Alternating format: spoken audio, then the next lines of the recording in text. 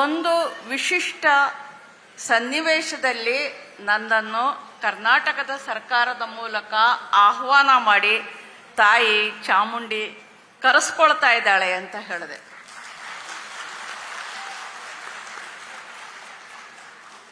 ಈ ವಿಷಯದಲ್ಲಿ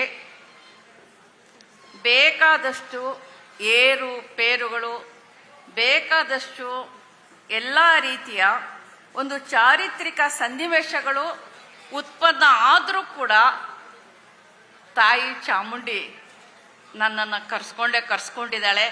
ನಾನು ಈಗ ತಾನೇ ಆಕೆಯ ಸನ್ನಿಧಿಯಿಂದ ನಿಮ್ಮೆಲ್ಲರ ಎದುರಿಗೆ ಬಂದು ನಿಂತಿದ್ದೀನಿ. ನಾನು ಇದುವರೆಗೂ ಸುಮಾರು ಕಾರ್ಯಕ್ರಮಗಳನ್ನ ನಡೆಸಿದ್ದೀನಿ, ಆಹ್ವಾನಿತಳಾಗಿದ್ದೀನಿ. ನಾನು 100 ಸಾರಿ ದೀಪಗಳನ್ನು ಬೆಳಗಿದ್ದೀನಿ. ನಾನು 100 ಸಾರಿ ಪುಷ್ಪಾರ್ಚನೆಯನ್ನು ಕೂಡ ಮಾಡಿದ್ದೀನಿ, ಮಂಗಳಾರತಿಯನ್ನು ಕೂಡ ಸ್ವೀಕರಿಸಿದ್ದೀನಿ. ನನಗೆ ಹೊಸದಲ್ಲ ಇದು. ಆದರೆ ಇದರ ಬಗ್ಗೆ ನಾಳೆ ಬಹುಶಃ ಒಂದು ಕನ್ನಡ ಪುಸ್ತಕ ಪ್ರಾಧಿಕಾರದಿಂದ ಬುಕ್ಕರ್ ಬಾನು ಬದುಕು ಬರಹ ಅನ್ನತಕ್ಕಂಥ ಒಂದು ಪುಸ್ತಕ ಪ್ರಕಟ ಆಗ್ತಾ ಇದೆ. ಅದರಲ್ಲಿ ನನ್ನ ಆತ್ಮಕಥೆಯ ಒಂದು ಭಾಗ ಪ್ರಕಟ ಆಗಿದೆ.